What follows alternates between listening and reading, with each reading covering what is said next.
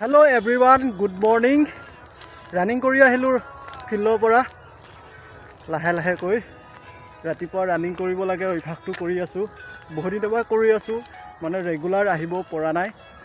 আৰু আজি আহিলোঁ, যোৱাকালি নাহিলোঁ, পৰহিদিনাখন আহিছোঁ, আজি আহিছোঁ আৰু আহি থাকিম। আপোনালোকৰ ৰানিং কেনেকুৱা চলি আছে সেইটো আপোনালোকে কমেণ্ট কৰি ক'ব।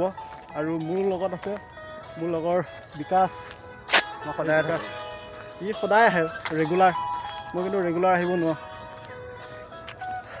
ৰাতিপুৱা সময়ত জাষ্ট মই উঠিব নোৱাৰোঁ, সিয়ে মোক ফোন কৰি থাকে। আৰু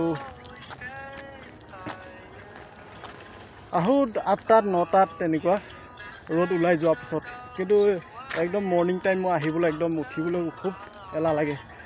যি কি নহওক, এলাহ কৰি থাকিলে নহ'ব, আহিবই লাগিবই। সেইটো নিজৰ মাইণ্ডত এইটো ছেট কৰি ৰাখিব লাগিব। Bye bye.